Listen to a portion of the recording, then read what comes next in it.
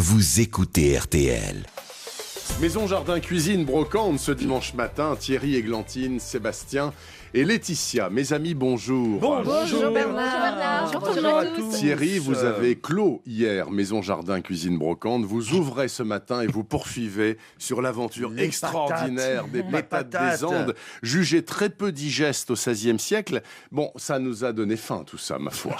Alors, Des frites. Des frites. tordons d'abord le cou à la légende de Parmentier, Ah oui. ce savant qui, sous Louis XVI, est censé avoir convaincu les paysans arriérés pas vrai C'est bidon. de manger C'est pas des vrai patates. Non, Bah non, non. alors, C'est plus plus on compliqué. gratte un peu. Ouais.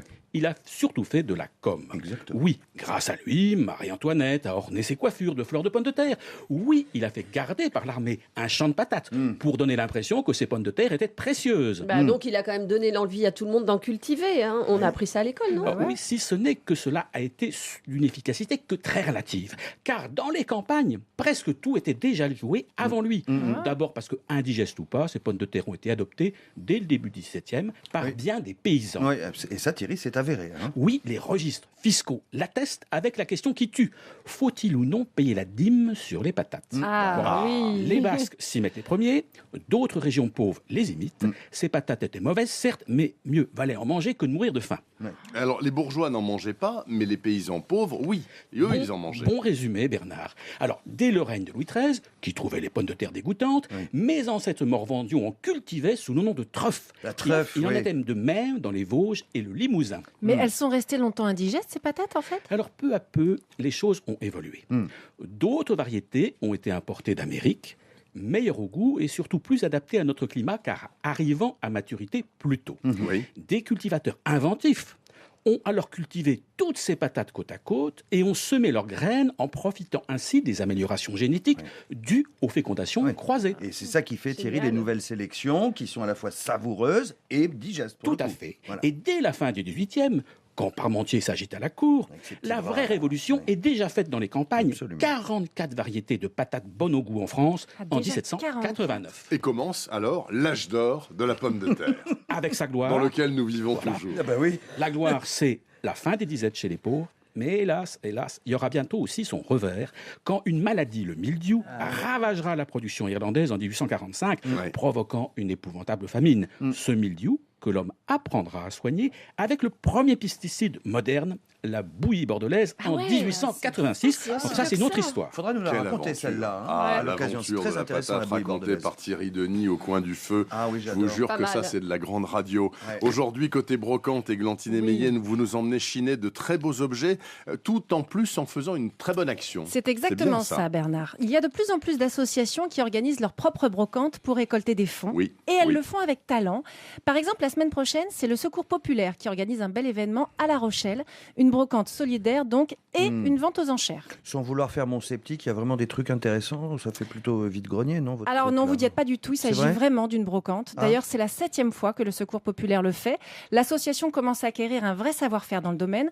Preuve en est le nombre de personnes qui y vont et qui reviennent enchantées. L'an dernier, ils étaient 2000 à y être allés. Oui. Alors, c'est vrai qu'à la différence des brocantes professionnelles, les stands ne sont tenus que par des bénévoles. C'est peut-être plus son bon enfant. Oui, c'est plus bon enfant, Voilà. mais surtout, C'est sympa. ils ont pas l'expérience ni le savoir des brocanteurs. C'est pas eux qui vont vous raconter l'origine de tel objet, le pourquoi de sa forme. Faut oublier ça. Mais tous ces bénévoles, ils sont là avec le cœur. Ils ont qu'une envie, vendre, bien sûr, mais vous faire plaisir aussi. Alors moi, je dis qu'il n'y a aucune raison de bouder un tel accueil, qui commence d'ailleurs dès jeudi après-midi à 14h avec un verre de l'amitié Ah, à ça, c'est 14h30. très bien. C'est pas mal, on y Je sera. savais que ça Ça allait nous vous plaît, ça nous plaît. Mais alors après, qu'est-ce qu'on y trouve dans cette brocante, du coup, des choses de la région La peut-être? Oui, alors Voilà. j'ai vu que l'an dernier, on y vendait des maquettes de bateaux. Évidemment, on est dans la région. Hein. Il y a ouais. beaucoup de collections d'objets en étain, des tableaux maritimes, c'est vrai aussi.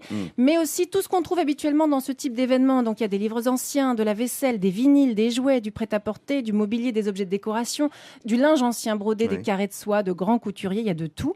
Et moi, je vous invite aussi à admirer le lieu, puisque ça se passe dans la salle de l'Oratoire de La Rochelle, une ancienne chapelle édifiée au XVe siècle. Ça donne une sacrée dimension à Bien. tout événement qui s'y installe. Et alors, la vente aux enchères dont vous parliez tout à l'heure, elle se passe comment? Alors, elle aura lieu en présence d'un commissaire-priseur, bien sûr, et les objets seront visibles à partir de 14h D'accord. pour une vente à 15h30.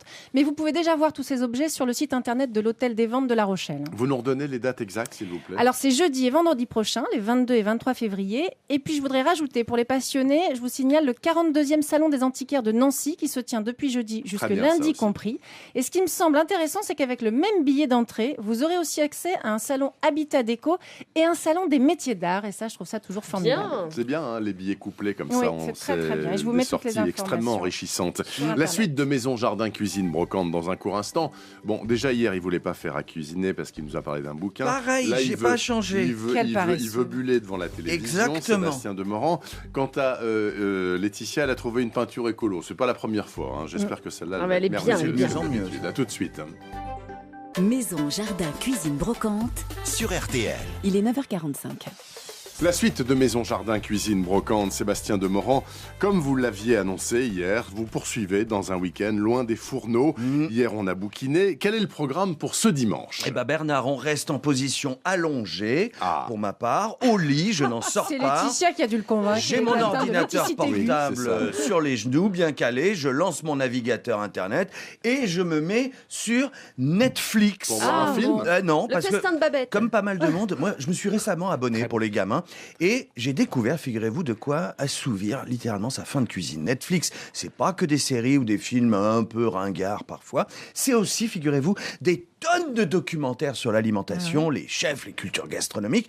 Et comme il y a à boire et à manger, évidemment, on va ensemble faire le tri. Mais vous avez forcément eu un coup de cœur là. Oui, j'arrive dans un instant. Mais je voudrais d'abord vous inciter à regarder, pour commencer, et pour ceux qui la connaissent pas, cette série américaine assez connue dans le monde des foodies, comme on dit, qui s'appelle Chef's Table. La table des la chefs. table des chefs. Il y a déjà 4 saisons au compteur pour aller à la découverte de quelques-uns et de quelques-unes des plus grands chefs du moment, entre l'Australie, l'Allemagne, l'Italie, les États-Unis. C'est des gens comme Ben Shuri, Alex Atala, Dominique Crène ou encore Ivan Orkin. On ne les connaît pas. Oui. Sébastien, Non. rassurez-moi, il y a quand même quelques chefs français dans Il cette faut les histoire. découvrir, ces chefs. Alors, Thierry, oui, la 4e saison de Chef's Table est exclusivement consacrée aux cuisiniers français. Je suis rassuré. Passard, Alexandre Couillon, formidable à Noirmoutier, Michel Troisgros ou encore Adeline Grattard. Ici Et à avec Paris, ça, Grattard. mon cher Thierry, vous serez totalement au point dans les dîners en ville. C'est un vaste panorama des restaurateurs et des cuisines du moment. Et globalement, ça donne plutôt envie d'aller bouffer au resto.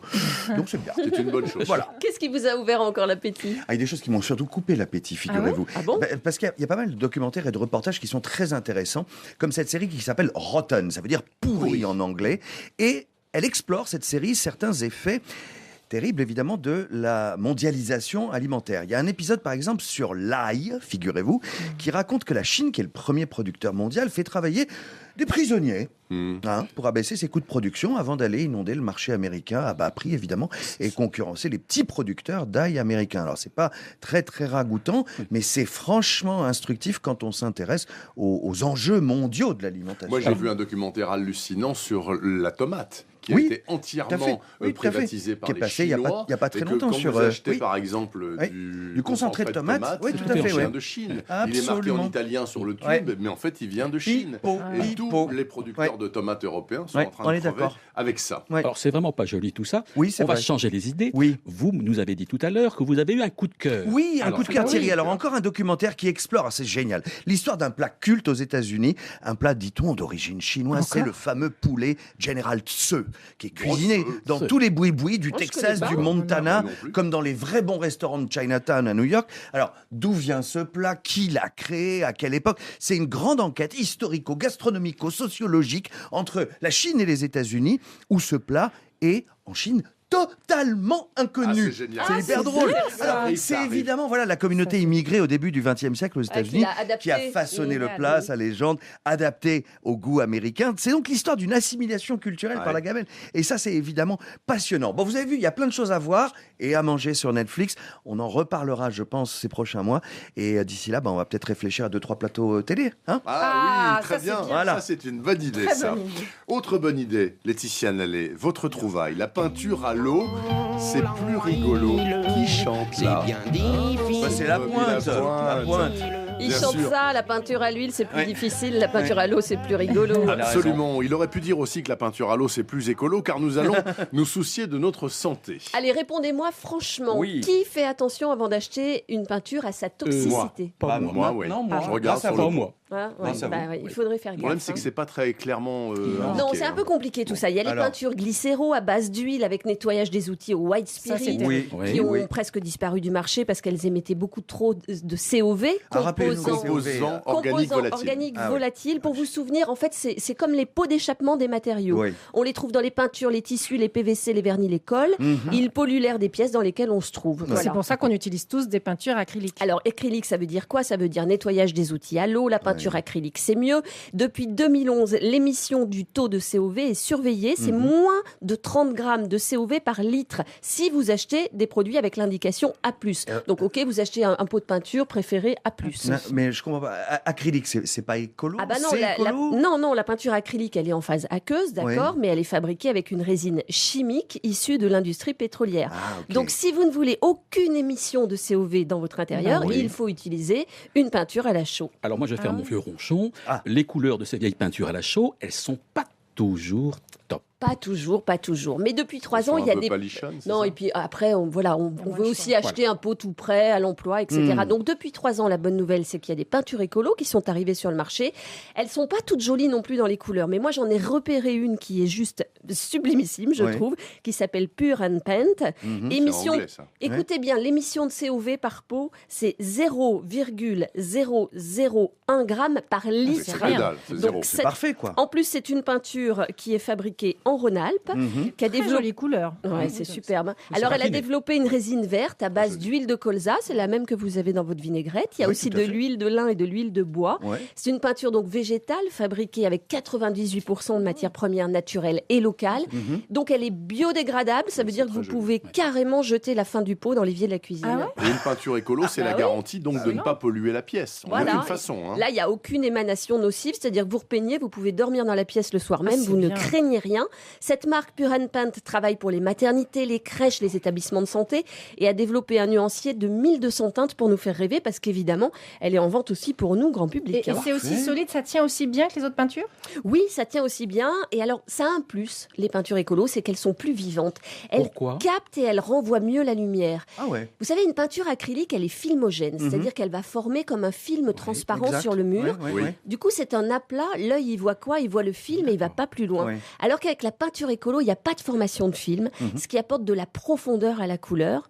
Et généralement, comme elle est plus grasse, elle est plus facile à appliquer. Parfait. C'est pas mal. ça. Un petit défaut, c'est que c'est plus cher, forcément. Mais bon, on est c'est d'accord. C'est fabriqué avec nettement des plus belles cher ou choses. pas C'est entre cette peinture-là, Pure and Paint, c'est entre 34 et 43 euros du litre. D'accord. Le prix bah oui, s'oublie, mais enfin, la qualité reste. Là, voilà, Exactement. Bien exactement. vu, Thierry, bien vu. Ça, c'est. Si vous vraiment n'avez rien la à faire devise cet de Et si on veut l'émission. pas s'intoxiquer, c'est bien. Vous pouvez venir chez moi le faire. Merci Oui. beaucoup, mes amis, en beaucoup, tout moi. cas. Je vous souhaite Ouais. une très bonne Bah, semaine. bonne semaine à vous aussi. Bonne À semaine. samedi prochain, hein, Ouais. sans faute, hein, soyez présents. Bye.